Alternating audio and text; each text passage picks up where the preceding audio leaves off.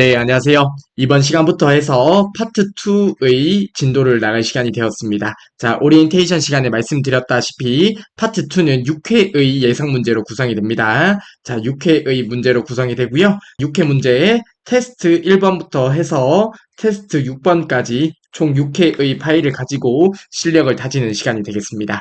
자, 그러면 그에 대한 첫 번째 시간으로 해서 1회 예상 문제를 같이 풀어보도록 하겠습니다. 교재는 81페이지를 참고해 주시면 됩니다. 자, 오늘 실습 파일은 테스트 1 파일을 열어서 실습을 진행해 주시면 되겠고요. 바로 진행해 볼게요. 자, 해당 실습 파일은 유튜브 댓글에 있는 링크로 접속하셔서 파일을 다운받아 주시면 되겠습니다. 자, 첫 번째 유형은 기본 작업 유형이 된다, 그쵸? 기본 작업 문제의 배점은 20점이 되고요. 기본 작업 문제의 소괄로 1번부터 해서 바로 보도록 하겠습니다. 자, 소괄로 1번 기본 작업 1시트에 다음의 자료를 주어진 대로 입력하라고 하고요. 문제 배점은 5점이 되겠습니다. 자, 소괄로 1번은 당연히 틀리면 안 되는 문제가 되겠다. 그쵸?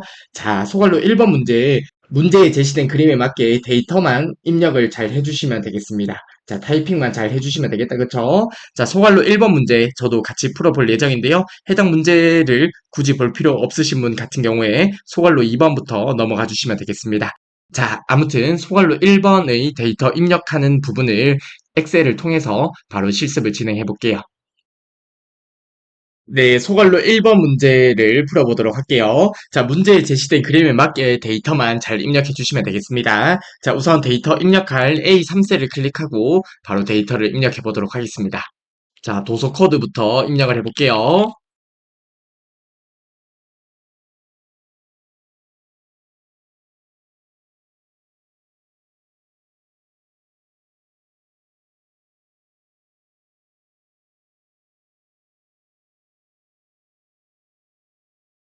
네, 이렇게 시트 열보다 데이터가 많을 때는 해당 부분에 마우스 커서를 두고 더블 클릭하면 된다, 그쵸? 그러면 데이터에 맞게 열 너비가 조정되는 것을 확인할 수 있습니다. 자, C3셀부터 바로 입력해 볼게요.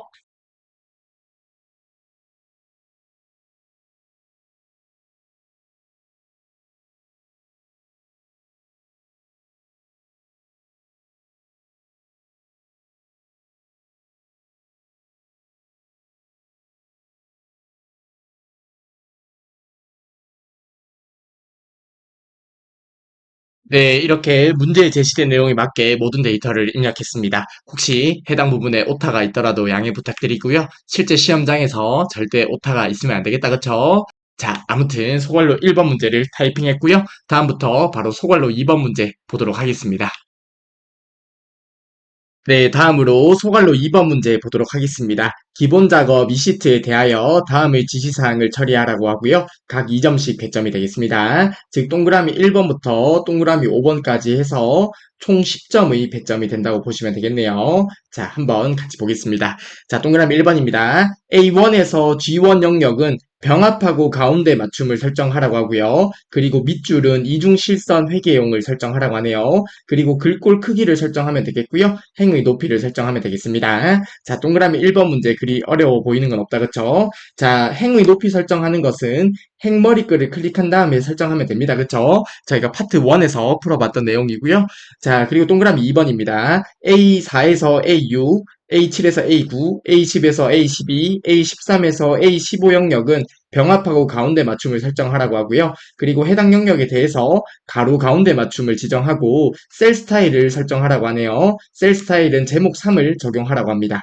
그리고 동그라미 3번입니다. F4에서 F15 영역은 사용자 지정 표시 형식을 이용하여 날짜가 이러한 형태로 표시되도록 지정을 하라고 하네요. 자, 해당 부분 저희가 설정을 해주시면 되겠다, 그쵸? 자, 연도 두 자리로 표현하기 위해서 YY 두 자리를 적어주시면 된다, 그쵸? YY 연 적어주시고요. 그리고 월은 한 자리로 표현이 되네요. M월이라고 적어주시고요. 일은 한 자리, D1이라고 적어주시면 되겠습니다, 그쵸?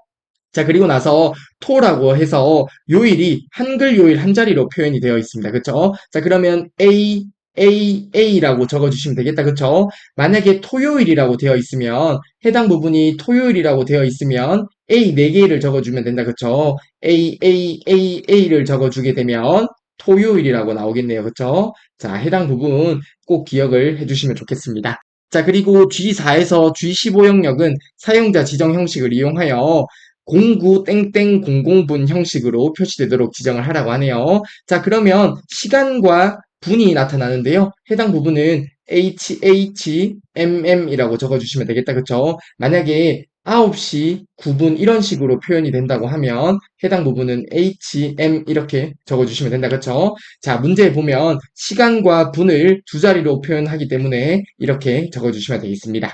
자, 그리고 동그라미 4번입니다. G12셀에 추후 시간 예약 진행이라는 메모를 삽입하라고 하네요. 그리고 메모 서식은 자동 크기를 지정하고요. 항상 표시되도록 설정하라고 합니다. 자, 해당 부분도 저희가 몇 번 풀어봤던 유형이에요. 자, 그리고 동그라미 5번입니다. A3에서 G15 영역에 모든 테두리를 적용하고요. 붉은 바깥쪽 테두리를 적용하라고 하네요. 자, 동그라미 1번부터 동그라미 5번까지 문제를 간단하게 살펴보았는데요. 그리 어려워 보이는 문제는 없는 것 같습니다. 바로 엑셀을 통해서 저희가 풀이를 해보도록 할게요. 네, 소갈로 2번 문제를 풀어보도록 하겠습니다. 자, 동그라미 1번부터 볼게요. A1에서 G1 영역이네요. 자, 해당 영역이 되겠습니다. 해당 부분을 범위 지정해 주시면 되겠는데요. 해당 A1 셀이 클릭된 상태에서 Shift 버튼 누르고 G1 셀을 선택해도 된다, 그쵸? 자, 이렇게 범위 지정하셔도 되고요. 아니면 이렇게 범위를 지정하셔도 되겠습니다. 아무튼 편한 대로 범위 지정을 해주시고요. 병합하고 가운데 맞춤을 설정해 볼게요. 자, 병합하고 가운데 맞춤. 리본 메뉴 상단에 보게 되면 병합하고 가운데 맞춤이라고 있다. 그쵸? 자, 해당 부분 클릭해 주시고요. 그리고 밑줄 이중실선 회계용을 설정하면 되겠는데요. 자, 이를 위해서 해당 셀이 클릭된 상태에서 오른쪽 버튼 누르고 셀 서식으로 들어가도록 하겠습니다. 자, 해당 셀 서식에서 글꼴 탭으로 들어갈게요. 글꼴 탭에 보면 밑줄이라고 있다. 그쵸? 자, 해당 부분에서 이중실선 회계용을 선택해 주시면 되겠습니다. 그리고 글꼴 크기는 20으로 설정을 하라고 하네요. 해당 부분에서도 글꼴 크기 20으로 설정을 해주시면 되겠고요. 그리고 여기서 설정할 건 다 됐네요. 자, 이렇게 설정하셨으면 아래쪽에 확인 버튼 눌러주시면 되겠습니다. 자, 그리고 나서 행의 높이만 설정해 주시면 되겠습니다. 행의 높이를 설정하기 위해서 해당 행머리글을 클릭하고요. 오른쪽 버튼 누른 다음에 행 높이를 클릭해 주시면 되겠습니다. 자, 행 높이를 클릭하고요. 문제에 보게 되면 행 높이는 28로 설정을 하라고 하네요. 자, 28이라고 입력하고 확인 버튼 눌러주시면 됩니다. 자, 그러면 문제에 제시된 내용에 맞게 모든 내용을 설정을 했습니다. 네, 다음으로 동그라미 2번입니다. A4에서 A6 영역에 대해서 병합하고 가운데 맞춤 먼저 설정할게요. 자, 해당 부분이 되겠습니다. 자, 해당 부분 범위 지정해 주시고요. 리본 메뉴 위쪽에 보면 병합하고 가운데 맞춤 클릭해 주시면 되겠습니다. 자, 그리고 나머지 영역도 바로 설정을 해볼게요. A7에서 A9 영역에 대해서 병합하고 가운데 맞춤 눌러주시고요. A10에서 A12 영역에 대해서도 병합하고 가운데 맞춤, 그리고 A13에서 A15 영역에 대해서 병합하고 가운데 맞춤을 설정해 주시면 되겠습니다. 그리고 A3에서 G3 영역에 대해서 가로 가운데 맞춤을 지정할게요. A3에서 G3 영역, 해당 영역을 범위 지정해 주시고요. 해당 영역 범위 지정한 상태에서 리본 메뉴 위쪽에 보면 해당 부분을 클릭해서 가로 가운데 맞춤을 지정하면 되겠습니다. 자, 해당 부분 클릭해 주시고요. 그리고 셀 스타일을 제목 3으로 지정하면 되겠네요. 자, 해당 부분에서 셀 스타일을 설정해 주시면 되겠는데요. 해당 화살표 버튼 눌러 주시고요. 자, 해당 부분에서 제목 3을 적용해 주시면 되겠습니다. 자, 해당 부분에 제목 3이 있네요. 그쵸? 해당 제목 3을 클릭해 주시면 됩니다. 그러면 동그라미 2번의 내용도 모두 설정을 했고요. 다음으로 동그라미 3번입니다. F4에서 F15 영역에 대해서 사용자 지정 표시 형식을 지정해 볼게요. 자, F4에서 F15 영역, 해당 영역이 되겠습니다. 그쵸? 해당 영역 범위 지정해 주시고요. 자, 해당 영역 범위 지정해 주시고요. 오른쪽 버튼 누른 다음에 셀 서식으로 들어가도록 하겠습니다. 셀 서식 클릭해 주시고요. 자, 해당 부분에서 표시 형식 탭으로 들어가면 되겠다. 그쵸? 해당 표시 형식 클릭해 주시고요. 그리고 사용자 지정 범주로 들어가도록 하겠습니다.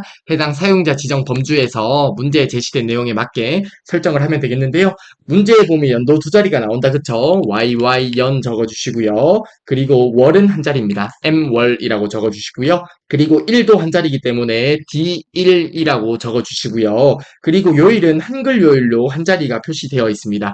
AAA로 적어주시면 되겠습니다. 만약에 문제에 토요일이라고 한글 요일이 전체가 표시가 된다면 A 4개를 입력하면 되겠다. 그쵸? A를 4개 입력하면 이렇게 한글 요일 전체가 표시되는 것을 확인할 수 있습니다. 자, 아무튼 문제는 요일 한 자리이기 때문에 A를 3개만 입력해 주시면 되겠습니다. 이렇게 입력하셨으면 아래쪽의 확인 버튼 눌러주시면 됩니다. 자, 그리고 G4에서 G15 영역에 대해서도 설정을 해볼게요. 자, 해당 부분도 범위 지정을 해주시면 되겠습니다. 해당 부분 범위 지정해 주시고요. 해당 부분 범위 지정하고 오른쪽 버튼 누른 다음에 동일하게 셀 서식을 클릭해 주시면 되겠습니다. 자, 해당 부분에서도 사용자 지정에서 바로 설정을 해볼게요. 자, 문제에 보면 시간과 분을 둘 다 두 자리로 표현을 하네요. 자, 그래서 해당 부분을 HH 그리고 콜론을 입력한 다음에 MM을 입력해 주시면 되겠습니다. 자, 이렇게 설정하셨으면 아래쪽에 확인 버튼 눌러주시면 되겠습니다. 자, 그러면 문제에 제시된 내용에 맞게 모두 설정을 했고요. 자, 해당 각 영역들이 문제에 제시된 예시처럼 잘 표현이 되는 것을 확인할 수 있습니다. 네, 다음으로 동그라미 4번의 메모 관련 문제를 풀어볼게요. 자, 문제에 보면 G12셀이라고 하네요. 자, 해당 셀 클릭해 주시고요. 클릭한 상태에서 오른쪽 버튼 누른 다음에 메모 삽입을 클릭해 주시면 되겠다. 그쵸? 자, 메모 삽입 클릭해 주시고요. 해당 부분에서 문제에 제시된 내용에 맞게 내용을 입력하면 되겠습니다. 추후 시간 예약 진행이라고 입력을 해주시고요. 자, 그런 다음에 해당 셀을 클릭하고요. 오른쪽 버튼 누르고 메모 표시를 선택해 주시면 되겠습니다. 그쵸? 자, 문제 보게 되면 항상 표시되도록 설정을 하라고 했기 때문에 해당 오른쪽 버튼 누른 다음에 메모 표시 숨기기를 클릭해 주시면 됩니다. 자, 그리고 나서 메모 서식에서 자동 크기를 지정해 주시면 되겠네요. 자, 해당 메모의 테두리 부분을 클릭하고요. 테두리 부분에서 오른쪽 버튼 누르고 메모 서식을 클릭하도록 하겠습니다. 자, 메모 서식을 클릭하게 되면 이러한 메모 서식 창이 나타난다. 그쵸? 해당 부분에서 맞춤 탭을 클릭해 주시고요. 맞춤 탭을 클릭한 상태에서 문제에 제시된 내용에 맞게 자동 크기를 설정해 주시면 되겠습니다. 자동 크기 체크해 주시고요. 아래쪽의 확인 버튼 눌러 주시면 됩니다. 자, 그러면 문제에 제시된 내용에 맞게 메모가 자동 크기가 잘 설정이 된 것을 확인할 수 있고요. 마지막으로 동그라미 5번입니다. A3에서 G15 영역, 자, 해당 영역 전체가 되겠네요. 그쵸? 해당 영역 전체에 대해서 우선은 범위 지정을 해주시면 되고요.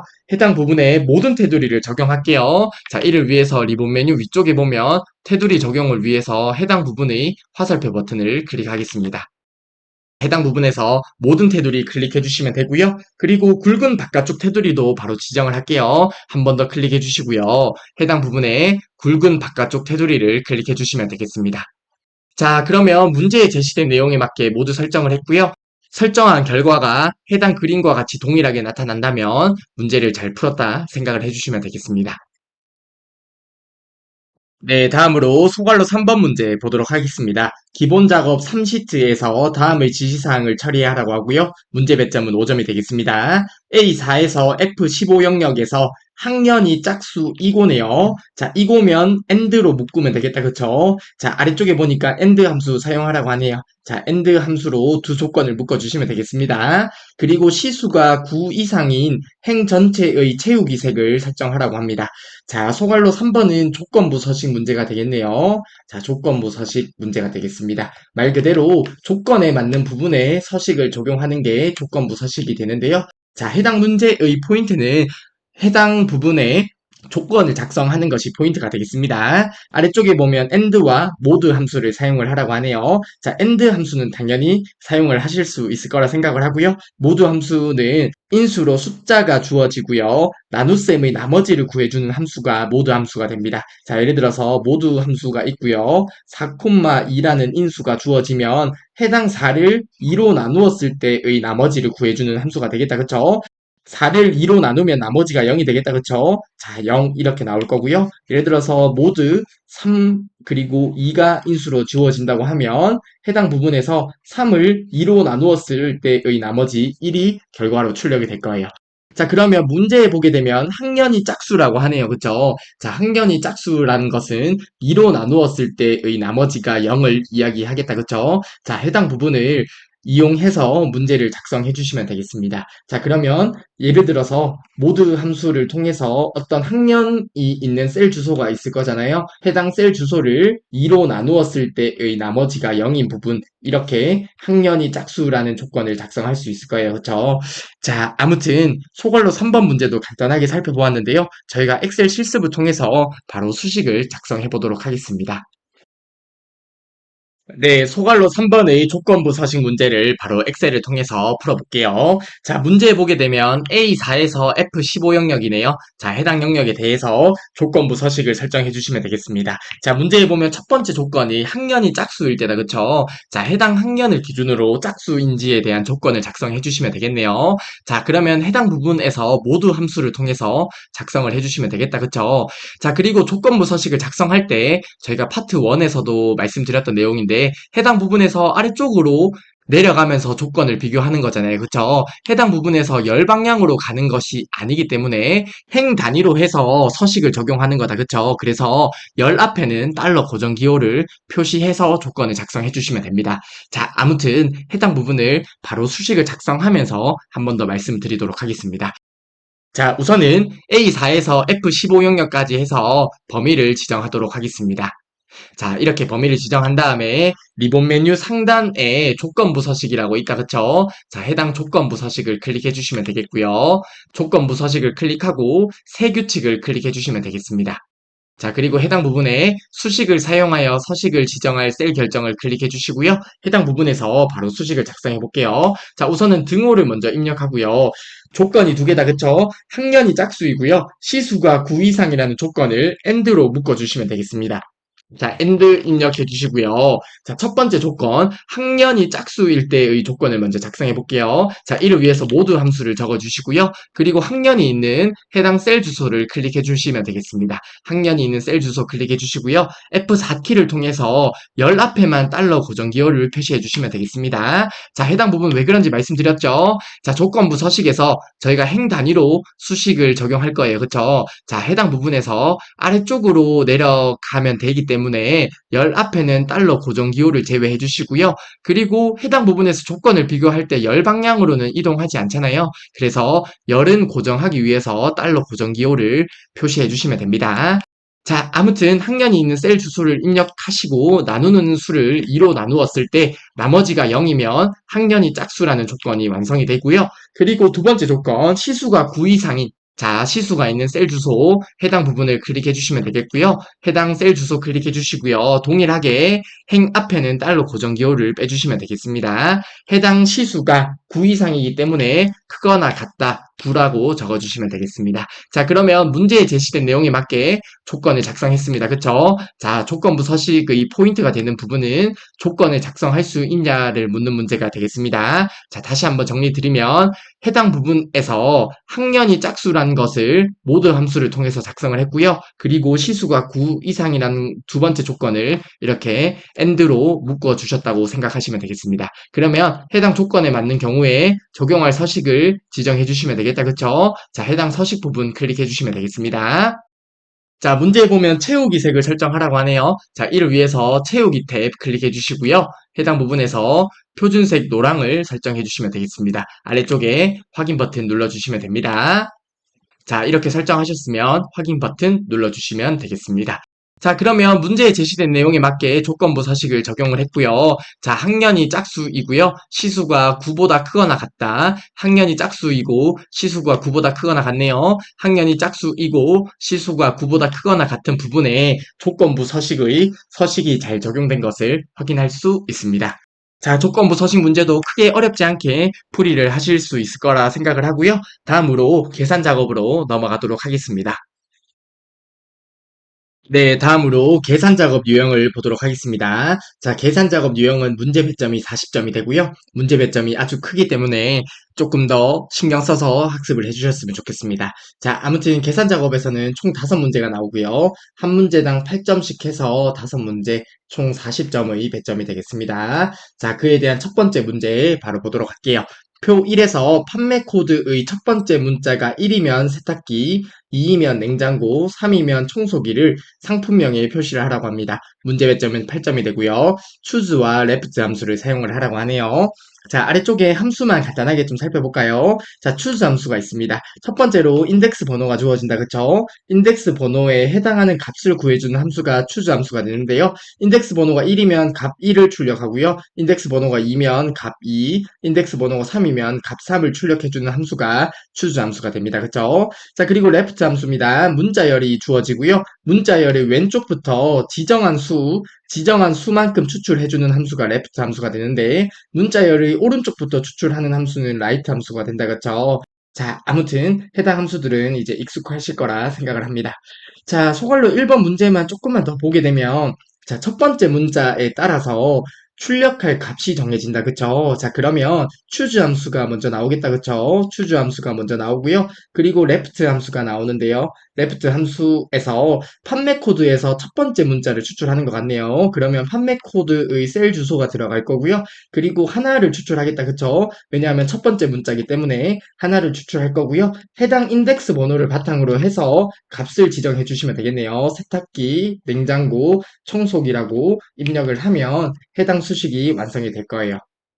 자, 그리고 참고적으로 left 함수는 대표적인 문자열 함수입니다. left 함수나 right 함수, mid 함수 같은 것들은 대표적인 문자열 함수가 되는데요. 즉, 추출되는 결과가 문자 데이터가 추출이 되는 거예요. 자, 문자 데이터가 추출이 되는데, 자, 예를 들어서 추출한 결과가 1이라고 하면 문자 데이터가 추출이 되는 거죠. 해당 부분을 엑셀에서 인덱스 번호로 해서 잘 활용을 해준다는 것을 해당 문제를 통해서 유추해 볼 수 있을 것 같습니다. 자, 아무튼 레프트 함수를 통해서 숫자 형태의 문자 데이터가 나와도 해당 부분은 인덱스 번호로 잘 역할을 하구나 정도는 유추를 해볼 수 있을 것 같습니다. 자, 아무튼 소괄로 1번 문제 저희가 바로 엑셀을 통해서 풀이를 진행해 보도록 할게요. 네, 계산 작업의 소괄로 1번 문제를 풀어보도록 하겠습니다. 자, 문제에 보게 되면 판매 코드를 이용하여 해당 판매 코드의 첫 번째 문자, 즉 가장 왼쪽에 있는 해당 부분을 이용해서 해당 상품명을 표시하라는 문제가 되겠습니다. 자, 이를 위해서 저희가 수식을 입력할 D3셀을 클릭해 주시고요. 해당 부분에서 바로 수식을 작성하도록 하겠습니다. 자, 저는 위쪽에 있는 수식 입력줄에서 수식을 작성할게요. 자, 해당 부분에서 등호를 먼저 입력하고요. choose 함수를 먼저 적어주면 되겠다. 그쵸? 자, choose 함수를 적어주겠습니다. 그리고 괄호 열고요. 자, choose 함수의 인덱스 번호가 위치할 곳에 left 함수를 통해서 구할 건데요. 해당 판매 코드 B3셀을 클릭해 주시면 되겠고요. 해당 부분에서 하나의 문자를 추출하는 거다. 그쵸? 그래서 left 함수의 인수로 1을 지정하면 되겠습니다.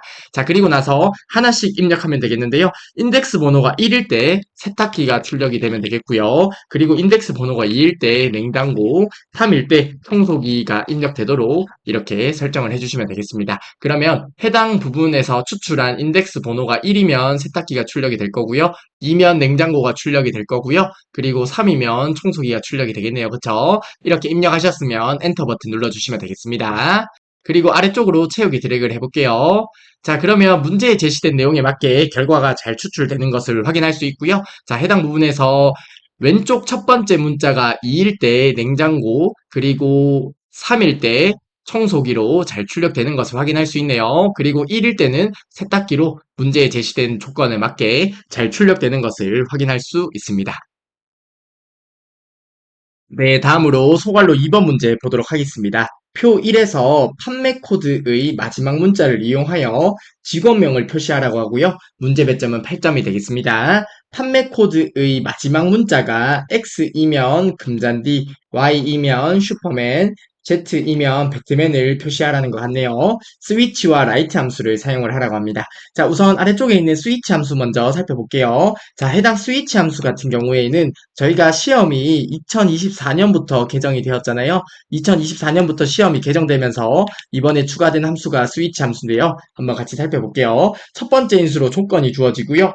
해당 조건의 결과에 따른 다른 값을 반환해주는 함수가 스위치 함수가 됩니다. 즉, 해당 조건에 의해서 결과값이 나오는데요. 해당 결과값 1일 때 출력할 반환값을 지정해주고요. 결과값 두 번째일 때 출력할 반환값을 지정해줍니다. 그리고 결과값에 해당되지 않을 때 마지막에 기본값을 입력해도 되는데요.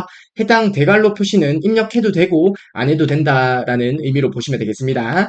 자, 아무튼 해당 기본값은 입력을 해도 되고 안 해도 됩니다.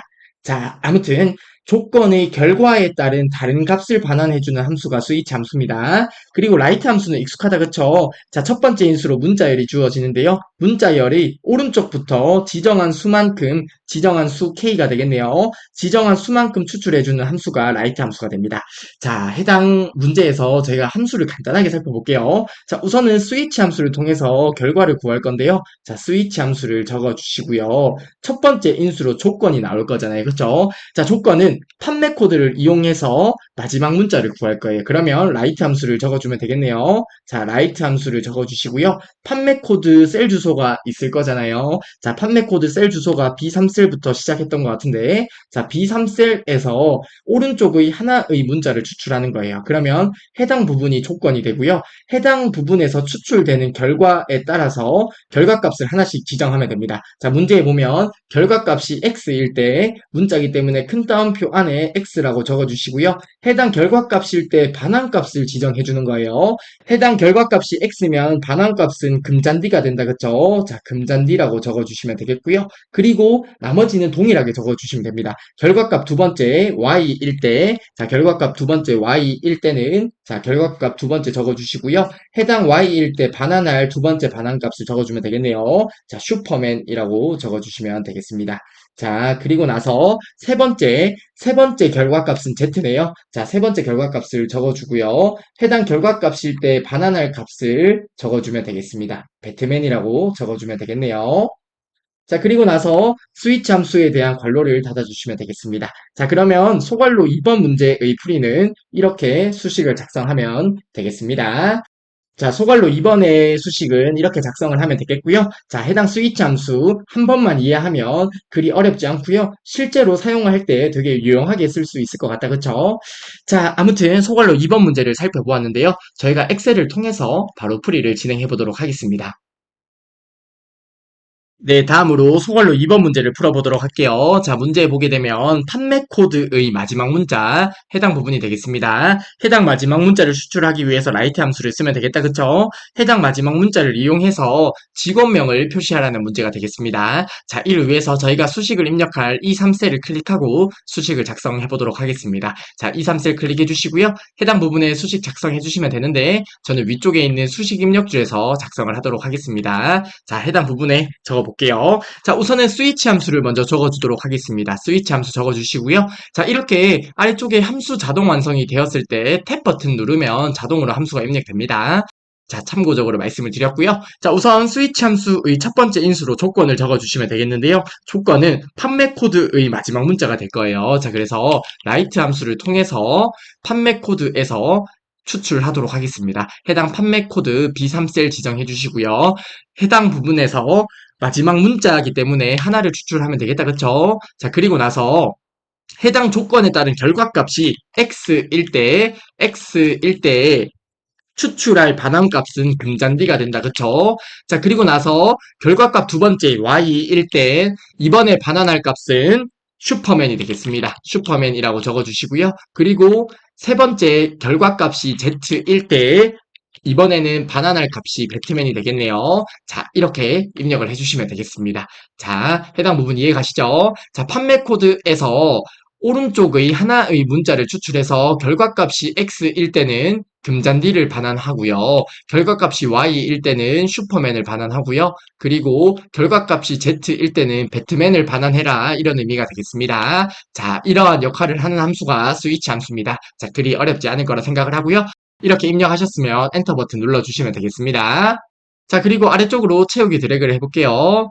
그러면 문제에 제시된 내용에 맞게 결과가 잘 추출되는 것을 확인할 수 있습니다. 그쵸? 자, 해당 부분에 X일 때 금잔디, 그리고 Y일 때 슈퍼맨이 나타나고요. Z일 때는 배트맨으로 잘 출력되는 것을 확인할 수 있습니다. 네, 다음으로 소괄로 3번 문제 보도록 하겠습니다. 표 2에서 출근 시간, 퇴근 시간을 이용하여 근무 시간을 계산하라고 하고요. 문제 배점은 8점이 되겠습니다. 근무 시간은 시만 구하여 표시를 하라고 하고요. 단 근무 시간의 분이 40분 이후이면 근무 시간에 1시간을 더하여 나타내라고 하네요. 자, 예를 들어서 근무 시간, 즉 퇴근 시간에서 출근 시간을 뺀 값이 6시간 40분이면 7시간으로 출력을 하라는 의미가 되겠네요. 즉 해당 부분에서 40분 이후이면 7시간으로 출력하고요. 8시간 반이면 그냥 8시간으로 출력하라는 내용이 되겠습니다. if, hour, minute 함수와 ampersand 연산자를 사용을 하라고 하네요. 자, 그러면 근무 시간의 분이 40분 이면이란 것은 조건을 의미하겠네요. 자, 해당 부분에서 if 문을 사용을 해주시면 되겠습니다. 자, 아래쪽에 있는 함수만 간단하게 살펴보면 if 함수는 이제 익숙하다, 그쵸? 조건에 대한 참과 거짓의 결과를 구해주는 것이 if 함수고요. hour 함수는 시간에서 시간만 표시해주는 함수가 hour 함수고요. minute 함수는 인수로 주어진 시간에서 분만 표시하는 함수가 minute 함수가 되겠습니다. 자, 그러면 간단하게 생각을 한번 해볼까요? 자, 예를 들어서 if 함수를 통해서 조건을 적어볼게요. 자, if 함수를 먼저 적어주고요. 조건이 근무 시간의 분이 40분 이후이면이네요. 자, 그러면 퇴근 시간의 첫 번째 셀이 D15셀일 것 같습니다. 자, D15셀에서 출근 시간 C15셀을 뺀 값에서 분을 구하면 되잖아요. 미닛 함수를 통해서 분을 구하면 되겠다. 그쵸? 자, 그러면 해당 부분에서 분을 구한 값이 40분 이상이면, 자, 40 이상이면 해당 부분에서 그러면 퇴근 시간에서 출근 시간을 뺀 값에서 시간을 구한 다음에 해당 부분에서 분이 40분 이상이면 1시간을 더하면 되잖아요. 그쵸? 플러스 1을 해주시면 될 것 같고요. 자, 해당 조건을 만족하지 않을 때는 그냥 시간만 출력하면 되겠다. 그쵸? 해당 부분에서는 퇴근 시간에서 출근 시간을 제외한 그냥 시간을 구하면 될 거예요. 그쵸? 자, 이렇게 수식을 작성하면 될 것 같은데요. 자, 해당 부분 이해되시죠? 퇴근 시간에서 출근 시간을 뺀 값에서 분을 구했을 때 40분 이상이면 시간에서 플러스 1을 해준다는 내용이 되겠습니다. 자, 해당 부분 이해되실 거라 생각을 해요. 자, 그리고 나서 어떤 결과가 나올 건데요. 앰퍼샌드를 통해서 마지막에 시간만 같이 표시를 해주시면 되겠네요. 그래서 앰퍼샌드 하고 시간을 입력해 주시면 되겠습니다. 해당 문제 그리 어려운 수식은 아닌데 해당 조건 부분을 생각하는 것이 조금 어렵게 느껴지실 수는 있을 것 같습니다. 아무튼 수식 자체는 어려운 수식이 아닐 거라 생각을 하고요. 자, 소괄로 3번 문제 바로 엑셀을 통해서 풀이를 해보도록 하겠습니다. 네, 소괄로 3번 문제를 엑셀을 통해서 풀이를 하도록 하겠습니다. 자, 문제 보게 되면 출근 시간이 해당 부분이 될 것 같고요. 퇴근 시간이 해당 부분이 되겠네요. 해당 출근 시간과 퇴근 시간을 이용하여 해당 근무 시간을 계산하면 되겠습니다. 자, 그래서 저희가 수식을 입력할 이 15셀을 클릭한 다음에 바로 수식을 작성하도록 할게요. 자, 해당 부분에서 수식을 바로 작성해 주시면 되는데 저는 위쪽에 있는 수식 입력줄에서 수식을 작성하도록 하겠습니다. 자, 우선은 if 함수를 먼저 적어주면 되겠다. 그쵸? if 함수 적어주시고요. 자, 조건을 적어줄 건데요. 저희가 퇴근 시간에서 출근 시간을 뺀 값에서 분을 추출할 거예요. 그쵸? 자, 그래서 minute 함수를 먼저 적어주시고요. 그리고 나서 퇴근 시간에서 빼기 출근 시간을 뺄 거예요. 퇴근 시간에서 출근 시간을 뺀 값에서 분을 추출했을 때 해당 부분이 40분 이상이면 시간에서 1시간을 더하면 되잖아요. 이번에는 hour 함수를 통해서 퇴근 시간에서 출근 시간을 뺄 거고요. 해당 부분에 40분 이상이면 1시간을 더해서 입력을 해주시면 될 거예요. 그리고 나서 40분 미만일 때는 그냥 퇴근 시간에서 출근 시간을 뺀 값에서 시간만 추출하면 되겠다. 그쵸? 자, 이렇게 수식을 작성해 주시면 되겠습니다. 마지막에 if에 대한 괄호 닫아주시고요. 엔터 버튼 입력해 볼까요? 자, 그러면 이렇게 시간이 잘 출력되는 것을 확인할 수 있습니다. 그쵸? 문제에 제시된 내용에 맞게 시간이 잘 출력이 되는데요. 해당 부분에서 시간을 함께 표시를 해 주어야겠네요. 이를 위해서 앰퍼샌드 입력해 주시고요. 시간을 함께 입력해 주시면 되겠습니다. 엔터 버튼 눌러주시고요. 아래쪽으로 채우기 드래그를 할게요. 자, 그러면 문제에 제시된 내용에 맞게 결과가 잘 출력되는 것을 확인할 수 있습니다. 네, 다음으로 소괄호 4번 문제 보도록 하겠습니다. 표 2의 이메일에서 아이디를 구하여 아이디에 표시를 하라고 하고요. 문제 배점은 8점이 되겠습니다. 아이디는 골뱅이 앞의 문자라고 하네요. 자, 예를 들어서 이런 이메일 주소가 있다고 했을 때 골뱅이 앞에 있는 해당 부분 아이디를 추출하라는 내용이 되겠습니다. 서치와 미드 함수를 사용을 하라고 하네요. 자, 우선은 서치 함수 먼저 살펴볼게요. 찾을 문자가 첫 번째 인수로 주어지고요. 문자열이 주어집니다. 그러면 해당 문자열에서 찾을 문자의 시작 위치를 반환해주는 함수가 서치 함수가 됩니다.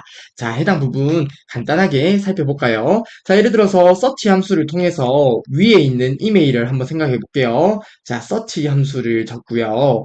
자, 찾을 문자가 골뱅이라고 했을 때 그러면 해당 문자열을 지정했다고 생각을 해보겠습니다. 자, 해당 문자열을 지정했다고 생각을 하고요. 시작 위치가 있는데요. 생략을 하면 첫 번째부터 시작을 해요. 자, 아무튼 세 번째 인수는 생략을 해주시면 됩니다. 대괄호는 입력을 해도 되고 안 해도 됩니다. 자, 이렇게 했을 때 해당 부분에서 하나, 둘, 셋, 넷, 다섯, 여섯, 일곱 골뱅이가 있는 시작 위치를 반환해 주는 거예요. 그래서 일곱 번째란 것을 찾을 수가 있는 것이죠. 자, 해당 부분 이해가 되실까요? 자, 그리고 추가적으로 시작 위치 부분에 대해서만 간단하게 말씀을 드리면, 자, 예를 들어서 어떤 문자가 있다고 가정을 해볼게요. 자, 바나나라는 문자가 있다고 가정을 해보겠습니다. 자, 그러면 해당 문자에서 저희가 서치 함수를 통해서 A를 찾아볼게요. 자, 서치 함수를 통해서 A를 찾는다고 가정을 하면, 자, A를 적어주고요. 그리고 문자열 바나나를 적어주는 거죠. 자, 문자열 바나나가 있다고 가정을 해보겠습니다. 자, 그러면 해당 A가 첫 번째, 두 번째 있으니까 시작 위치 2를 반환해 줄 건데요. 자, 예를 들어서 시작 문자를 지정했다고 가정해 볼게요. 자, A라는 문자를 찾을 건데요. 해당 문자열에서 찾을 거예요. 그런데 시작 위치를 3으로 지정하게 되면 세 번째부터 찾는 거예요. 세 번째부터 찾아가면서 A가 있는 거죠. 자, A가 있으면 두 번째 위치를 반환하는 것이 아니라 해당 문자에서 첫 번째, 두 번째, 세 번째, 네 번째 있으므로 네 번째라는 위치를 반환하게 됩니다. 자, 아무튼 서치 함수의 시작 위치를 지정하게 되면 해당 부분에서부터 찾아가는데 결론적으로 해당 문자열에서 몇 번째 위치하는지를 찾아주는 거예요. 아무튼 이러한 기능을 하는 것이 서치 함수가 됩니다. 자, 그리고 미드 함수는 저희가 잘 안다, 그쵸? 자, 문자열이 있고요. 문자열의 시작 위치부터 지정한 수만큼 추출하는 함수가 미드 함수가 됩니다. 자, 그러면 미드 함수를 통해서 아이디를 추출할 수 있겠네요. 자, 한번 생각을 해볼까요? 자, 미드 함수를 통해서 추출을 할 거예요. 자, 이메일에서 아이디를 추출할 거잖아요. 우선 이메일이 있는 부분이 F15셀이 되겠네요. 자, F15셀을 지정한다고 생각을 해보고요. 자, 시작 위치는 첫 번째부터 시작하면 되겠다. 그쵸? 아이디가 먼저 시작하니까 첫 번째 위치부터 시작하면 될 거고요. 몇 개의 문자를 추출할지를 서치 함수를 통해서 구한다 생각을 하면 되겠습니다. 자, 그러면 서치 함수를 통해서 구하는 거예요. 자, 서치 함수를 통해서 몇 개의 문자를 추출할지를 정하는 거죠. 자, 예를 들어서 아래쪽의 내용을 생각해 보게 되면 7이라는 시작 위치가 나옵니다. 자, 7이라는 시작 위치가 나오면 첫 번째, 두 번째, 세 번째, 네 번째, 다섯 번째, 여섯 번째, 일곱 번째 전까지 가지고 와야 되죠. 그래서 서치 함수에서 골뱅이의 시작 위치에서 빼기 1을 한 만큼 가져오게 되면 아이디가 추출이 될 거예요. 자, 해당 부분 이해가 되시겠죠? 자, 아무튼 소괄로 4번 문제도 간단하게 살펴보았는데요. 해당 부분에서 서치 함수에 대해서 조금 유념해서 봐주시면 될 것 같습니다. 한 번만 이해하면 그리 어렵지 않은 함수기 때문에 이런 기능을 하는 함수가 서치 함수구나 정도 생각을 해주시면 되겠습니다. 참고적으로 서치 함수는 대소문자를 구분하지는 않습니다. 즉 해당 바나나에서 대문자 A라고 적어도 A를 찾는다는 거죠. 참고적으로 대소문자를 구분하지 않는다는 것도 말씀을 드렸습니다. 자, 아무튼 소괄로 4번 문제 바로 엑셀을 통해서 풀이를 해볼게요. 네, 소괄로 4번 문제를 엑셀을 통해서 풀어볼게요. 자, 우선은 문제의 내용을 먼저 살펴보게 되면 해당 이메일이 있습니다. 해당 이메일에서 아이디를 구하라는 문제가 되겠네요. 자, 이메일에서 아이디를 구해주시면 되겠습니다. 자, 이를 위해서 저희가 수식을 작성할 해당 셀을 클릭한 다음에 수식을 작성하겠습니다. 자, G15셀을 클릭해 주시고요. 저는 위쪽에 있는 수식 입력줄에서 작성을 하도록 할게요. 자, 해당 부분에서 우선은 서치 함수를 먼저 사용을 해보겠습니다. 자, 서치 함수 적어주시고요. 해당 부분에서 찾을 문자를 먼저 지정해 주시면 되겠는데요. 저희가 골뱅이를 찾을 거예요. 그쵸? 자, 어디 문자열에서 찾을지를 두 번째 인수로 지정해 주시면 되겠습니다. 자, 문자열 해당 이메일 주소를 선택해 주시면 되겠다. 그쵸? 그리고 시작 위치를 생략하게 되면 첫 번째부터 찾아가게 됩니다. 자, 이렇게 작성해 주시고요. 엔터 버튼 입력해 주시면 되겠습니다. 물론 해당 부분에서 시작 위치를 1이라고 지정해 주셔도 됩니다. 그러면 똑같은 결과가 나와요. 자, 아무튼 골뱅이가 있는 첫 번째, 두 번째, 세 번째, 네 번째, 다섯 번째, 여섯 번째, 일곱 번째인 골뱅이의 시작 위치를 서치 함수를 통해서 구할 수 있습니다. 자, 그러면 해당 부분을 이용해서 저희가 바로 미드 함수를 적어 볼게요. 자, 앞쪽에 미드 함수를 적어 주시고요. 자, 문자열 지정해 주시면 되겠다. 그쵸? 문자열 지정해 주시고요. 시작 위치가 id가 첫 번째로 시작하죠. 1에서 시작을 해서요. 자, 골뱅이가 있는 위치만큼 추출하는 것이 아니라 골뱅이가 있는 곳에서 앞자리까지 추출해야 되므로 빼기 1을 하고 미드 함수에 대한 괄호를 닫아주시면 되겠습니다. 엔터 버튼 입력해 볼게요. 자, 그러면 해당 이메일에서 아이디가 있는 부분만 잘 추출되는 것을 확인할 수 있습니다. 그쵸? 자, 해당 부분에서 채우기 드래그 아래쪽으로 해볼게요. 자, 그러면 해당 이메일에서 아이디가 잘 추출되는 것을 확인할 수 있습니다. 그쵸? 자, 이번 문제의 포인트는 미드 함수에서 추출할 문자의 개수를 서치 함수를 통해서 구하는 아이디어가 이번 문제의 포인트가 되겠습니다. 자, 아무튼 소갈로 4번 문제를 풀어보았습니다. 네, 다음으로 소갈로 5번 문제입니다. 표 3에서 수강 신청 인원이 0에서 4이면 폐강, 5에서 9이면 유지, 10에서 14이면 분반으로 향후 계획에 표시하라고 하고요. 문제 배점은 8점이 되겠습니다. 표 4의 수업 변경 계획표를 참조하여 표 3의 향후 계획에 표시를 하라고 하네요. 자, VLOOKUP 함수와 COUNTA 함수를 사용을 하라고 합니다. 자, VLOOKUP 함수 보면 바로 기억난다, 그쵸? VLOOKUP 함수 하면 세로 참조 함수가 생각이 나야 됩니다. 자, VLOOKUP 함수는 세로 참조 함수입니다. 자, 아래쪽에 있는 VLOOKUP 함수를 보면 기준셀, 즉 첫 번째 인수로 찾을 값이 나오고요. 참조 범위가 나옵니다. 해당 참조 범위의 첫 열에서 찾으려는 값을 검색해 지정한 열 번호가 되겠네요. 지정한 열에서 값을 반환해주는 함수가 VLOOKUP 함수가 됩니다. 자, VLOOKUP 함수는 세로 참조 함수예요. 자, 해당 범위에서 첫 열에서 값을 찾는 거죠. 세로 참조 함수입니다. 그리고 COUNTA 함수가 있네요. 인수 1, 인수 2 여러 인수가 주어졌을 때 범위에서 비어있지 않은 셀의 개수를 구해주는 함수가 COUNTA 함수가 됩니다. 자, 엑셀에서 count 함수가 있다. 그쵸? 엑셀에서 count 함수 같은 경우는 범위에서 숫자의 개수만 세하려주는 함수가 count 함수고요. 범위에서 비어있지 않은 셀, 즉 문자라든지 특수문자 이러한 전체의 개수를 구해주는 함수가 COUNTA 함수가 됩니다. 자, 예를 들어서 어떤 범위가 있다고 가정해볼까요? 4, 3, 한글, 1, 사탕 이런 범위가 있다고 가정을 했을 때 해당 범위에서 count 함수를 통해 값을 구하게 되면 3이 추출되겠다. 그쵸? 하지만 COUNTA 함수를 통해서 구하게 되면 비어 있지 않은 셀의 개수이기 때문에 5가 출력이 될 거예요. 그래서 count 함수와 COUNTA 함수는 다르기 때문에 해당 부분을 함께 기억을 해주시면 좋을 것 같습니다. 자, 아무튼 소갈로 5번 문제는 엑셀 시트를 보면서 좀 풀이를 해야 될 것 같은데요. 바로 엑셀을 통해서 풀이를 진행해 보도록 하겠습니다. 네, 소갈로 5번 문제를 엑셀을 통해서 풀이를 해볼게요. 자, 우선은 문제를 보게 되면 표 3에서 수강 신청 인원이 0에서 4명. 자, 왼쪽 부분에 사람 이름이 있네요. 그쵸? 자, 해당 사람 이름을 통해서 경비지도사, 유통관리사, 청소년 상담사 이러한 과목들이 있습니다. 해당 부분에서 수강 신청 인원에 따라서 폐강, 유지, 분반으로 향후 계획 해당 부분에 결과를 표시해 주시면 되겠습니다. 자, 이를 위해서 우선은 수식을 작성할 해당 셀을 클릭을 할게요. 자, B42셀을 클릭해 주시고요. 저는 위쪽에 있는 수식 입력줄에서 수식을 작성하도록 하겠습니다. 자, 우선은 수강 신청 인원을 먼저 계산해 볼게요. 자, 이를 위해서 COUNTA 함수를 이용할 건데요. 자, COUNTA라고 적어 주시고요.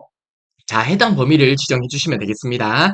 해당 범위를 지정하고 괄호를 닫아 볼게요. 자, 우선은 수강 신청 인원 먼저 계산해 볼게요. 해당 부분에서 오른쪽으로 채우기 드래그를 해보겠습니다. 자, 그러면 해당 부분은 유통관리사의 수강 신청 인원이 되겠고요. 해당 부분은 청소년 상담사의 수강 신청 인원이 되겠다. 그쵸? 자, 그러면 저희가 수강 신청 인원을 계산을 했고요. 해당 부분 에서 수강 신청 인원에 따라서 향후 계획을 표시하면 되겠는데요. 이때 표사를 참조하면 되겠습니다. 자, 저희가 VLOOKUP 함수를 통해서 계산을 할게요. 자, 그러면 해당 부분에서 VLOOKUP 함수를 먼저 적어주고요. 그리고 나서 count A 함수를 통해서 구한 값이 결국에 VLOOKUP 함수의 찾을 값이 되겠다. 그쵸? 해당 찾을 값을 해당 범위에서 잘 지정을 해서 향후 계획 값을 가지고 오면 되겠습니다. 자, 그러면 해당 부분의 찾을 값을 count A 함수를 통해서 구했고요. 다음으로 참조 범위, 해당 범위를 지정해 주시면 되겠고요. 해당 범위는 채우기 드래그가 오른쪽으로 됨에 따라서 범위가 바뀌면 안 되겠다. 그쵸? F4키로 고정을 해주시면 되겠습니다. 그리고 나서 열 번호를 지정해 주시면 되겠는데요. 해당 범위에서 열 번호가 1열, 2열, 3열이 되겠다. 그쵸? 그래서 열 번호를 3으로 지정을 해주시면 되겠고요. 다음으로 수강 신청 인원은 0, 5, 10 이렇게 0, 5, 10 딱 떨어지는 값이 아니다. 그쵸? 자, true로 유사하게 일치를 지정해 주시면 되겠습니다. 자, 이렇게 되면 수식을 모두 작성한 게 되겠는데요. 엔터 버튼 한번 입력해 볼게요. 자, 분반이라고 출력되고요. 그럼 해당 4는 폐강이 나와야겠네요. 자, 폐강이 나오는 것을 확인할 수 있고요. 그리고 8이면 유지가 나와야겠다. 그쵸? 자, 결과가 잘 나오는 것 같습니다. 오른쪽으로 쭉 채우기 드래그를 할게요. 자, 그러면 문제에 제시된 결과에 맞게 이렇게 결과가 잘 표시되는 것을 확인할 수 있습니다. 그쵸? 네, 계산 작업을 마무리하기 전에 해당 수식을 보면서 한 번만 더 말씀을 드릴게요. 자, 저희가 작성한 수식을 보겠습니다. 자, VLOOKUP 함수가 있고요. VLOOKUP 함수의 찾을 값을 count A 함수를 통해서 계산을 했습니다. 그쵸?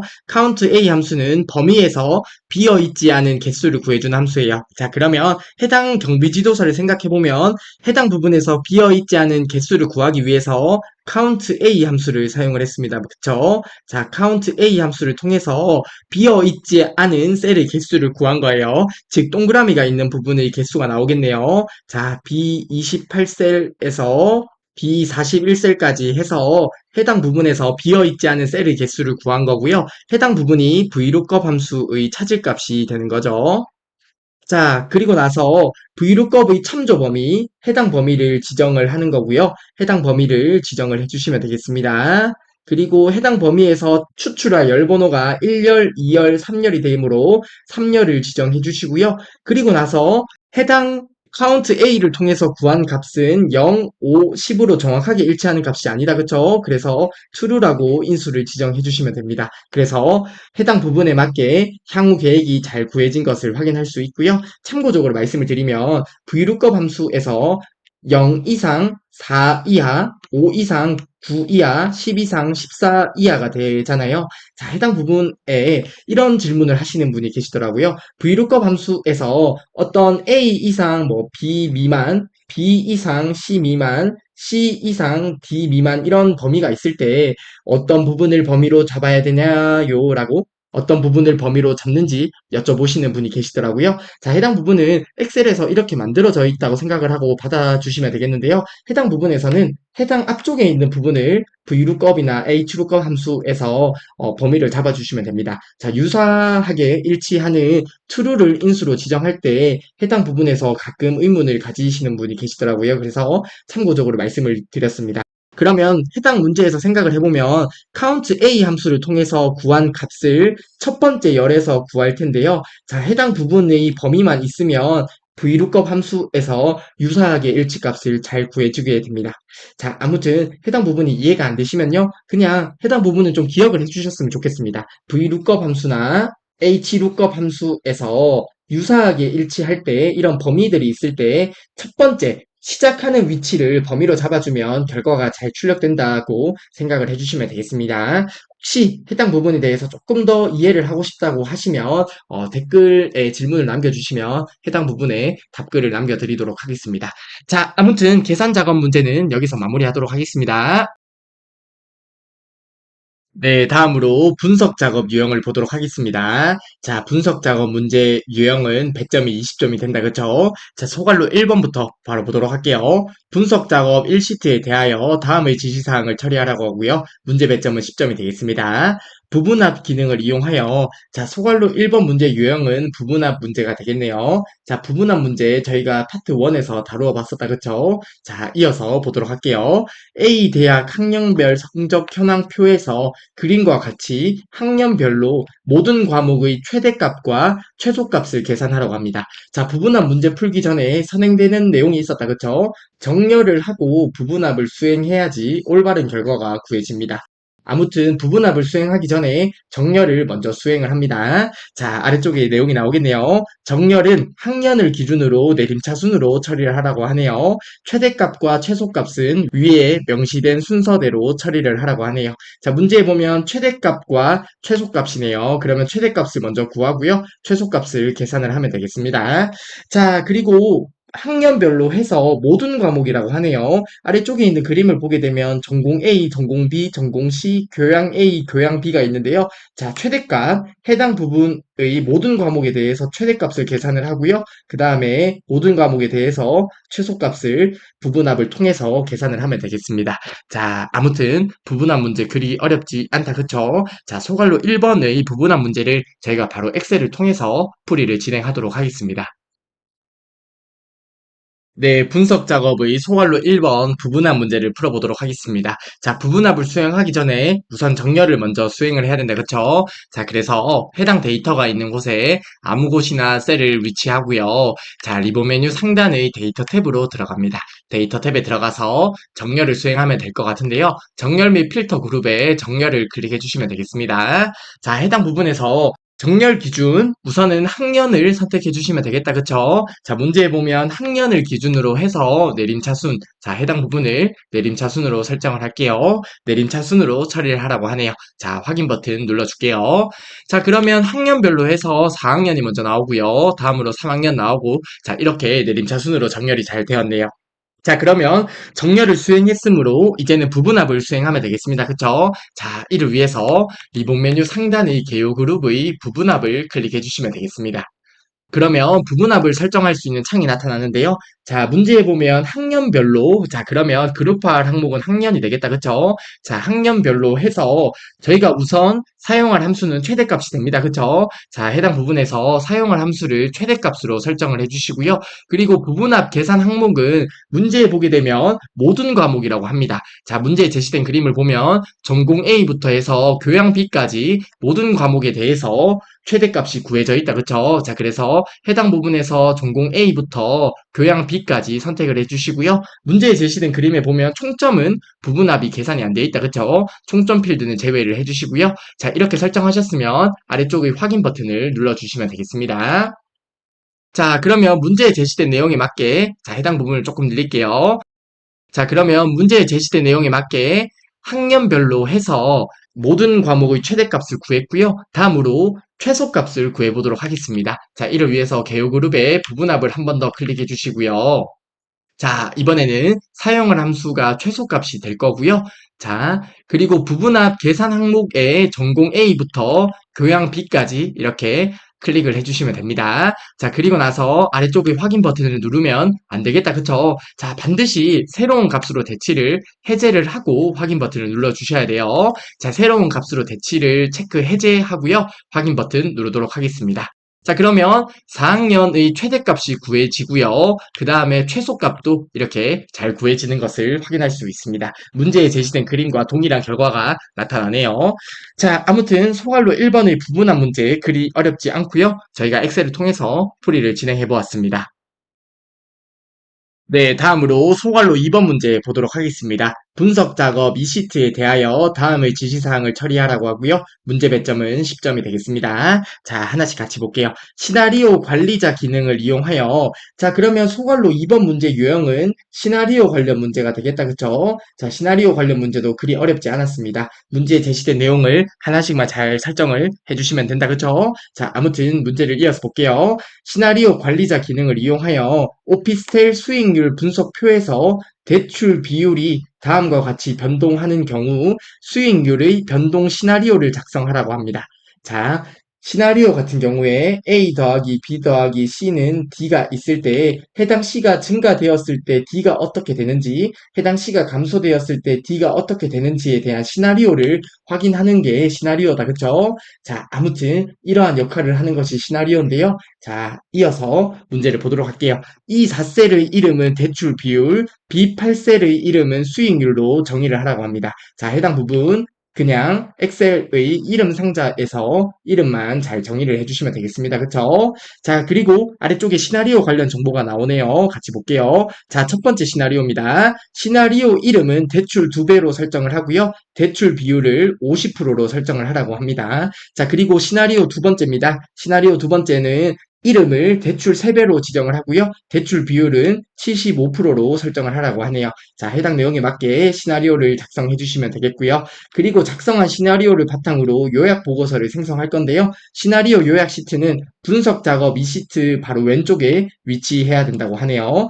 저희가 시나리오를 생성하고 작성한 시나리오를 바탕으로 시나리오 요약 보고서를 생성하잖아요. 그러면 저희가 작업하던 시트 왼쪽에 시나리오 요약 보고서가 생성이 되었었습니다. 그쵸? 자, 해당 부분도 저희가 파트 1에서 풀어봤던 유형으로서 그리 어렵지 않다고 생각을 하실 것 같습니다. 자, 아무튼 소갈로 2번의 시나리오 관련 문제를 바로 엑셀을 통해서 풀이를 진행하도록 하겠습니다. 네, 분석 작업의 소갈로 2번 시나리오 관련 문제를 풀어보도록 하겠습니다. 자, 우선은 이름을 먼저 정의하면 되겠다, 그쵸? 자, 이 4셀, 해당 셀을 클릭해 주시고요. 이 4셀을 클릭한 다음에 문제에 보면 대출 비율이라고 설정을 하라고 하네요. 자, 위쪽에 있는 이름 상자에서 대출 비율이라고 적어주시면 되겠습니다. 자, 대출 비율이라고 적어주시고요. 다음으로 B8셀이네요. 자, 해당 B8셀을 클릭해 주시고요. 동일하게 위쪽에 있는 이름 상자에서 바로 이름을 정의해 주시면 되겠습니다. 해당 부분에 수익률이라고 적어주시면 되겠네요. 자, 그리고 이제 시나리오를 작성하면 되겠습니다. 자, 이를 위해서 리본 메뉴 상단의 데이터 탭을 클릭해 주시고요. 해당 부분에서 예측 그룹의 가상 분석을 클릭해 주시면 됩니다. 자, 시나리오 관리자라고 있다, 그쵸? 해당 시나리오 관리자를 클릭해 주시면 되겠습니다. 자, 그리고 시나리오를 추가해주면 되겠다. 그쵸? 해당 추가 버튼 클릭해 주시고요. 자, 시나리오 이름을 문제에 보면 대출 2배라고 하네요. 대출 2배로 설정을 해주시고요. 대출 비율을 설정을 하는 거잖아요. 그쵸? 자, 그래서 변경 셀 부분에 대출 비율 해당 이 4셀을 선택해 주시면 되겠습니다. 자, 해당 변경 셀에서 대출 비율을 선택해 주시고요. 아래쪽의 확인 버튼 눌러 주시면 됩니다. 자, 대출 비율을 문제에 보면 50%로 설정을 하라고 하네요. 자, 50% 이렇게 적어주셔도 되고요. 0.5라고 적어주셔도 됩니다. 자, 편한 대로 적어주시면 됩니다. 자, 아무튼 문제에 제시된 내용에 맞게 50%라고 적도록 하겠습니다. 아래쪽의 확인 버튼 눌러주시고요. 자, 다음으로 시나리오 2번을 추가하도록 할게요. 해당 추가 버튼 한 번 더 눌러주시고요. 자, 이번에는 시나리오 이름을 대출 3배로 설정을 하라고 하네요. 자, 그리고 변경 셀 부분은 이 4셀이 되겠다. 그쵸? 해당 이 4셀 설정해 주시고요. 아래쪽에 확인 버튼 눌러주시면 되겠습니다. 자, 그리고 대출 비율은 75%로 설정을 하라고 하네요. 자, 75%를 설정해 주시고요. 아래쪽의 확인 버튼 눌러주시면 됩니다. 자, 그러면 저희가 작성한 시나리오 대출 2배와 대출 3배를 문제에 제시된 내용에 맞게 설정을 했고요. 이제는 해당 시나리오를 통해서 요약 보고서를 작성하면 되겠습니다. 자, 이를 위해 해당 요약 버튼 눌러주시고요. 자, 시나리오 요약 보고서를 만들 거다, 그쵸? 해당 시나리오 요약을 체크해 주시면 되고요. 결과 셀 부분은 수익률이 나오면 되겠다, 그쵸? 대출 비율이 변함에 따라서 수익률을 보는 것이기 때문에 해당 B8셀을 클릭해 주시면 되겠습니다. 자, 그러면 문제에 제시된 내용에 맞게 모두 설정을 했고요. 아래쪽의 확인 버튼 눌러주시면 되겠습니다. 자, 그러면 저희가 작업하고 있는 분석 작업 이 시트 왼쪽에 새로운 시트가 생성이 되겠네요. 자, 확인 버튼 누르도록 하겠습니다. 자, 그러면 저희가 작업했던 분석 작업 이 시트 왼쪽 부분에 시나리오 요약이라고 하는 새로운 시트가 생성이 되었고요. 그리고 시나리오 요약 보고서가 이렇게 생성이 되었습니다. 자, 저희가 작성했던 첫 번째 시나리오 대출 2배가 있고요. 두 번째 시나리오 대출 3배가 있습니다. 자, 해당 대출 2배와 3배에 맞게 수익률이 이렇게 잘 나타나는 것을 확인할 수 있습니다. 대출을 많이 할수록 수익률이 늘어나는 결과를 확인할 수 있네요. 자, 아무튼 소갈로 2번의 시나리오 관련 문제를 풀어보았습니다.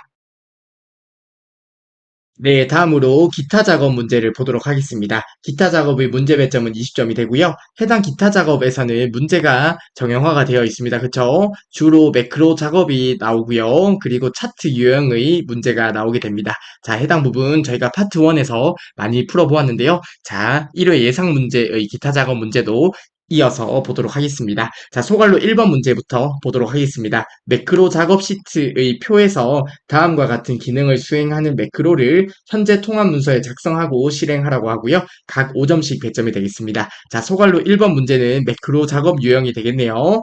자, 그리고 동그라미 1번부터 해서 동그라미 2번까지 각 5점씩 총 10점의 배점이 되겠습니다. 그쵸? 자, 해당 매크로 작업도 굉장히 쉬운 유형으로 기억을 하실 것 같은데요. 동그라미 1번부터 바로 보도록 하겠습니다. 평균 영역의 예약수 매원 고객의 평균을 계산하는 매크로를 생성하여 실행하라고 합니다. 자, 혹시 학습하고 계시는 교재에 평균이라는 용어가 빠져 있을 수 있는데요. 해당 부분은 오타기 때문에 양해의 말씀을 전합니다. 내원 고객을 계산하는 이라고 나와 있을 텐데요. 의 평균을 이 빠졌다고 생각을 해주시면 되겠고요. 해당 부분에 좀 적어주시면 감사하겠습니다. 아무튼 해당 오타에 대해서 양해의 말씀을 전합니다. 자, 아무튼 동그라미 1번 문제 계속 이어서 볼게요. 자, 매크로 이름은 평균으로 설정을 해주시면 되겠고요. 에버리지 함수를 사용을 하면 되겠습니다. 자, 개발 도구에 들어가서 양식 컨트롤에 단축 컨트롤을 추가하면 되겠네요. 동일 시트의 해당 영역에 생성을 하고요. 텍스트는 평균을 입력한 다음에 단추를 클릭할 때 저희가 작성했던 평균 매크로가 실행되도록 설정을 해주시면 되겠습니다. 즉, 저희가 평균이라고 하는 매크로를 생성할 거고요. 그리고 단축 컨트롤을 생성을 할 거예요. 자, 평균이라는 매크로를 단축 컨트롤에 지정을 하고 해당 단축 컨트롤을 클릭했을 때 지정된 평균 매크로가 실행되도록 설정을 해주시면 되겠습니다. 자, 동그라미 1번 문제 그리 어려워 보이지 않네요. 자, 다음으로 동그라미 2번입니다. B2에서 F9 영역에 굵은 바깥쪽 테두리를 적용하고요. B2에서 F2 영역에 채우기 색을 표준색 노랑으로 적용하는 매크로를 생성하고 실행하라고 합니다. 매크로 이름은 서식으로 지정을 해주시면 되겠고요. 이번에는 개발 도구의 양식 컨트롤의 단축 컨트롤을 또 생성을 하네요. 단축 컨트롤을 해당 영역에 생성을 하고요. 텍스트로 서식을 입력한 다음에 단추를 클릭했을 때 저희가 작성했던 서식 매크로가 실행되도록 설정을 해주시면 되겠습니다. 자, 동그라미 2번 문제도 간단하게 서식만 적용하면 되는 문제네요. 자, 아무튼 동그라미 1번과 동그라미 2번 문제를 간단하게 살펴보았는데요. 해당 매크로 작업 문제를 저희가 엑셀을 통해서 실습을 진행하도록 하겠습니다. 네, 기타 작업이 소괄로 1번 문제, 매크로 관련 문제를 풀어보도록 하겠습니다. 자, 우선은 매크로 설정하기 전에 저희가 매크로 설정할 데이터가 있는데요. 해당 부분의 바깥쪽에 커서를 두고 매크로를 기록하는 게 좋다고 말씀드렸습니다. 자, 이를 위해서 아무 곳에 셀 커서를 클릭하고요. 리본 메뉴 상단의 개발 도구 탭으로 들어갑니다. 개발 도구 탭에 들어가서 해당 매크로 기록을 클릭하게 되면 이제 매크로가 기록이 되는 거죠. 자, 해당 부분 클릭해 주시면 됩니다. 자, 문제에 보면 매크로 이름을 평균으로 설정을 하라고 하네요. 자, 평균이라고 적어주시면 되겠고요. 그리고 아래쪽에 있는 확인 버튼 눌러주시면 됩니다. 자, 그러면 지금부터 저희가 작업하는 내용들이 매크로 레코더에 기록이 되는 거다. 그쵸? 자, 문제에 제시된 내용을 보면 D9에서 이 9셀에 예약수와 내원 고객의 평균을 계산하라고 합니다. 자, 이를 위해서 에버리지 함수를 적어주면 되겠네요. 자, 해당 부분에 에버리지 함수를 적어주시고요. 해당 범위 지정해 주시면 되겠다. 그쵸? 자, 해당 범위 지정하고 에버리지에 대한 괄호를 닫고 엔터 버튼 입력해 주시면 되겠습니다. 자, 그리고 이 굿셀에도 수식을 입력해 주셔도 되고요. 아니면 해당 부분에서 채우기 드래그를 해 주셔도 되겠네요. 자, 저는 채우기 드래그를 할게요. 자, 해당 부분에서 오른쪽으로 채우기 드래그를 해 주시면 되겠습니다. 자, 그러면 해당 수식을 보게 되면 해당 영역에 대해서 평균이 잘 구해진 것을 확인할 수 있네요. 그쵸? 자, 그러면 문제에서 제시한 조건을 모두 수행을 했습니다. 그쵸? 자, 그러면 저희가 작성하는 매크로를 중지해 주시면 되겠습니다. 자, 이를 위해서 리본 메뉴 상단의 기록 중지를 클릭해 주시면 되겠습니다. 기록 중지 눌러 주시고요. 자, 그러면 이제 매크로 기록은 다 되었습니다. 자, 이제 양식 컨트롤에 단축 컨트롤을 추가하면 되겠는데요. 자, 이를 위해서 컨트롤 그룹의 삽입을 클릭해 주시고요. 양식 컨트롤에 단추를 클릭해 주시면 됩니다. 자, 해당 부분을 문제에서 보면 H2에서 I3 영역이라고 하네요. 자, 해당 영역에 Alt 키를 누르고 드래그를 해서 단축 컨트롤을 위치시켜 주시면 되겠습니다. 단축 컨트롤을 추가하게 되면 자동으로 매크로 지정 대화 상자가 나타난다. 그쵸? 자, 그리고 나서 저희가 작성했던 평균 매크로를 설정해 주시면 되겠습니다. 자, 평균 매크로 클릭해 주시고요. 아래쪽의 확인 버튼 눌러 주시면 됩니다. 자, 그러면 해당 단축 컨트롤이 생성이 되었고요. 자, 해당 부분에서 딜리트 키로 텍스트를 지워주시고 문제에 제시된 내용처럼 평균이라고 적어주시면 되겠습니다. 그러면 문제에 제시된 내용에 맞게 모두 설정한 것이 되겠습니다. 네, 다음으로 동그라미 2번의 서식 관련 매크로를 생성해 볼게요. 자, 한 번 더 매크로를 기록해 주시면 되겠습니다. 자, 이를 위해서 개발 도구 탭에서 코드 그룹의 매크로 기록을 클릭해 주시면 됩니다. 이번에는 매크로 이름을 서식으로 정의를 하라고 하네요. 자, 매크로 이름을 서식이라고 정의를 해주시고요. 아래쪽의 확인 버튼 눌러주시면 되겠습니다. 자, 그러면 지금부터 하는 작업이 매크로 레코더에 기록이 되는 거예요. 자, 문제에 보면 B2에서 F9 영역입니다. 자, 해당 영역이 되겠네요. 해당 영역에 대해서 범위 지정을 해주시고요. 굵은 바깥쪽 테두리를 적용해 주시면 되겠네요. 자, 이를 위해서 리본 메뉴 상단의 홈 탭을 클릭해 주시고요. 그리고 해당 부분에서 화살표 버튼 눌러서 굵은 바깥쪽 테두리를 설정해 주시면 되겠습니다. 그러면 굵은 바깥쪽 테두리가 잘 적용되는 것을 확인할 수 있고요. 그리고 B2에서 F2 영역, 해당 영역이 되겠네요. 해당 영역에 대해서 채우기 색을 설정해 주시면 되겠습니다. 자, 해당 부분을 범위 지정해 주시고요. 리본 메뉴 상단의 글꼴 탭에 보면 채우기 색을 설정할 수 있습니다. 그쵸? 해당 부분에서 채우기 색 노랑을 설정해 주시면 되겠습니다. 자, 그러면 문제에 제시된 내용에 맞게 모든 내용을 설정을 했네요. 자, 그러면 저희가 기록하고 있는 매크로를 중지해 주시면 되겠다. 그쵸? 자, 이를 위해서 개발 도구 탭으로 들어가 주시고요. 해당 개발 도구에서 코드 그룹의 기록 중지, 해당 기록 중지를 클릭해 주시면 되겠습니다. 자, 그러면 이제 서식 매크로가 모두 작성이 되었습니다. 자, 이제는 양식 컨트롤에 단축 컨트롤을 추가해 주시면 되겠네요. 자, 컨트롤 그룹의 삽입을 클릭해 주시고요. 해당 부분에 양식 컨트롤의 단축 컨트롤을 클릭해 주시면 됩니다. 자, 이번에는 H5에서 I6 영역이라고 하네요. Alt 키를 누르고 H5에서 I6 영역에 단축 컨트롤을 위치시켜 주시면 됩니다. 자, 단축 컨트롤을 위치시키게 되면 자동으로 매크로 지정 대화 상자가 나타나는데요. 이번에는 저희가 방금 작성했던 서식 매크로를 선택해 주시면 되겠다. 그쵸? 자, 서식 매크로 선택해 주시고요. 아래쪽의 확인 버튼 눌러 주시면 됩니다. 자, 그러면 단축 컨트롤이 생성이 되었고요. 딜리트 버튼 눌러서 해당 텍스트 지운 다음에 이번에는 텍스트를 서식이라고 입력을 하시면 되겠습니다. 그러면 동그라미 2번 문제에서 이야기하는 모든 내용을 설정한 것이 되겠습니다. 자, 이렇게 소갈로 1번의 매크로 관련 문제를 모두 풀이해 보았습니다. 네, 다음으로 소갈로 2번 문제 보도록 하겠습니다. 차트 작업 시트의 차트를 지시사항에 따라 아래 그림과 같이 수정을 하라고 하고요. 각 2점씩 배점이 되겠습니다. 자, 동그라미 2번 문제, 차트 관련 문제가 된다, 그쵸? 자, 해당 문제를 하나씩 풀어보도록 하겠습니다. 자, 차트 문제에서 동그라미 1번부터 동그라미 5번까지 해서 각 2점씩 총 10점의 배점이 된다고 생각하시면 되겠습니다. 자, 동그라미 1번 문제 보도록 할게요. 차트의 행렬을 전환하고 합계 데이터 계열의 차트 종류를 표식이 있는 꺾은 선형으로 변경을 하고요. 그리고 보조축을 지정하라고 합니다. 자, 해당 부분 문제에 제시된 내용에 맞게 하나씩 설정을 하면 되겠습니다. 행렬 전환하고요. 차트 종류 변경하고요. 보조축 설정해 주시면 되겠습니다. 그리고 차트 제목은 그림과 같이 입력하고 아래쪽 에 제시된 그림을 보면 차트 제목을 이렇게 입력해 주시면 되겠네요. 글꼴 스타일을 굵게 그리고 밑줄 크기를 15로 지정해 주시면 되겠습니다. 그리고 Z사 데이터 계열에 대한 선형 추세선을 추가하라고 하네요. 예측은 1구간 앞으로 설정을 하라고 합니다.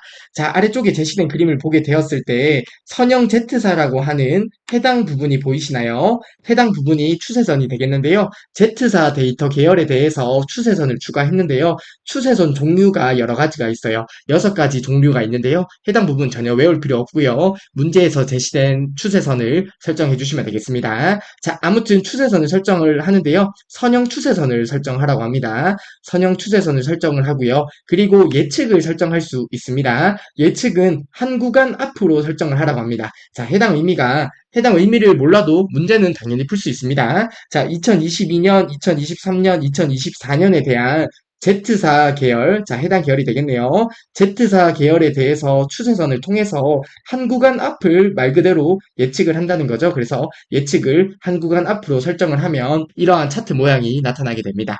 자, 아무튼 동그라미 3번의 추세선 관련 문제, 요즘에 문제 종종 나오는 것 같더라고요. 그래서 해당 부분도 잘 익혀두시면 좋을 것 같습니다. 자, 그리고 동그라미 4번입니다. 전체 계열의 계열 겹치기를 0%, 간격 너비를 150%로 설정을 하라고 하네요. 자, 해당 부분도 해당 개념을 몰라도 당연히 풀 수 있지만, 자, 차트가 이렇게 있다고 가정을 해볼게요. 자, 이렇게 차트가 있습니다. 자, 해당 부분이 계열 겹치기가 된다, 그쵸? 해당 부분이 계열 겹치기가 되고요.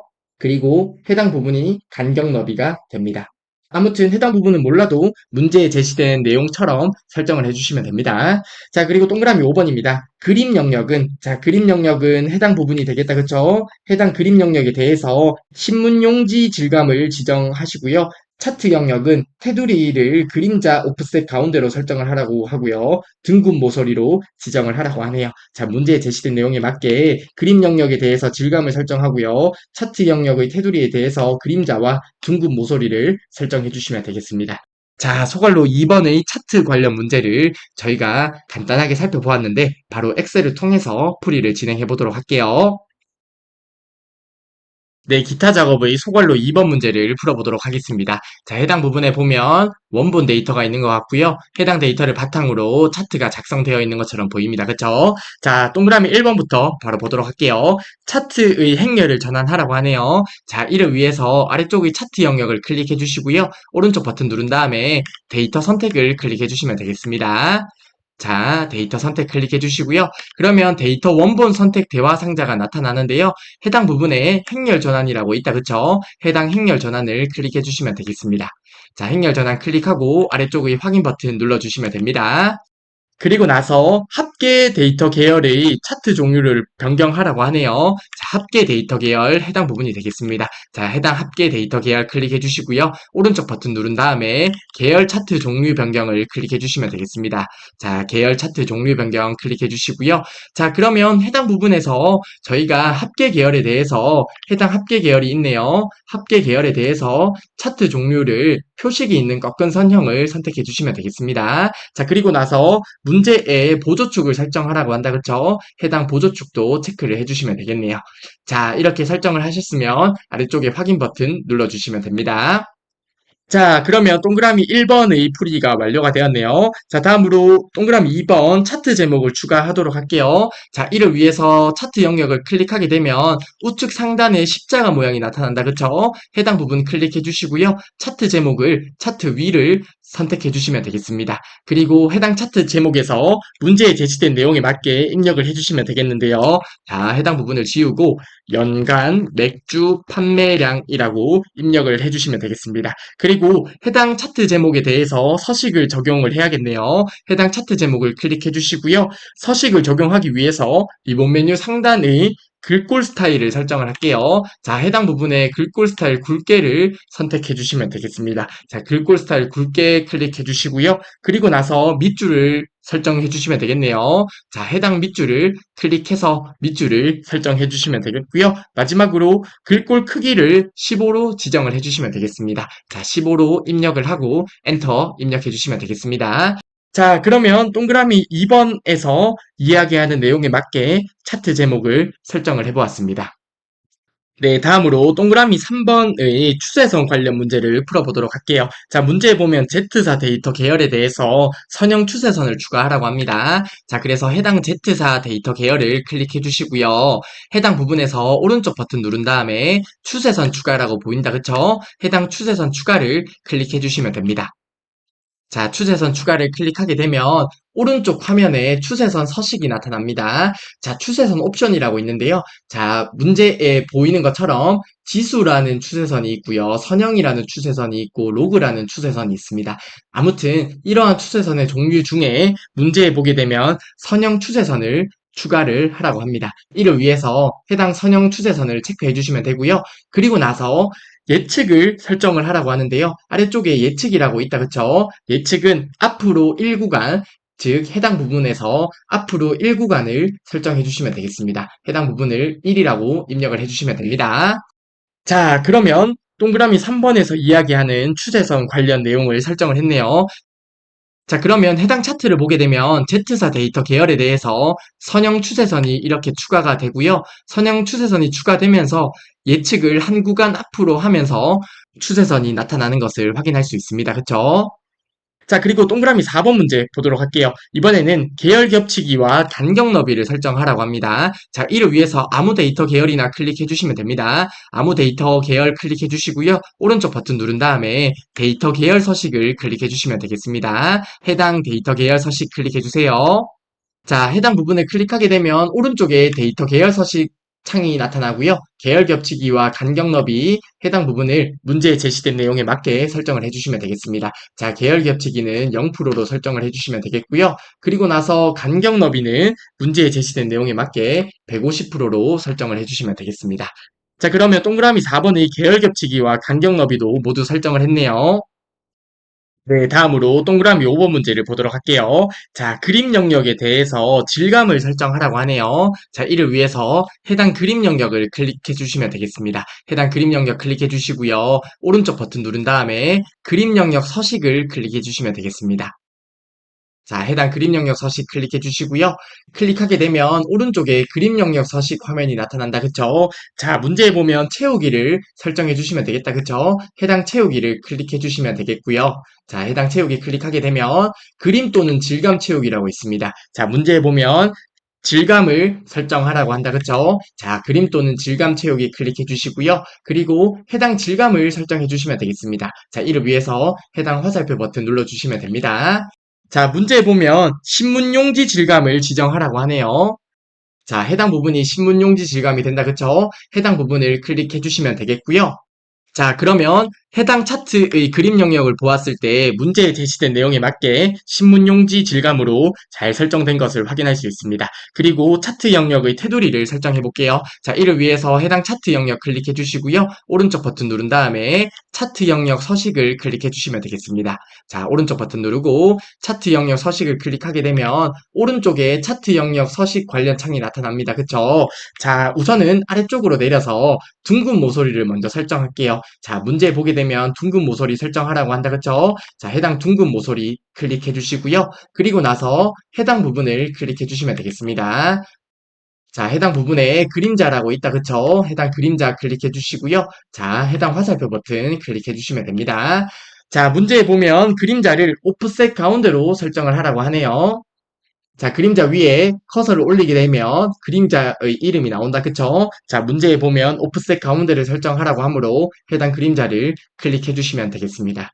자, 그러면 문제에 제시된 내용에 맞게 모든 내용을 설정을 했습니다. 자, 저희가 차트를 문제에 제시된 내용에 맞게 작성을 해보았는데요. 문제에 제시된 그림과 같이 차트가 잘 나타나는 것을 확인할 수 있다. 그쵸? 자, 그러면 차트 문제를 잘 풀었구나 생각을 해주시면 되겠습니다.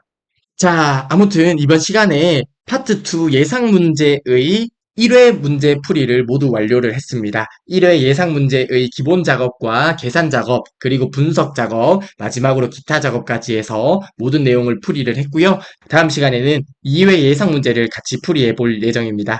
아무튼 이번 시간도 정말 수고 많으셨고요. 다음 시간에 2회 예상 문제를 통해서 풀이를 진행하도록 하겠습니다. 이번 시간도 수고 많으셨습니다.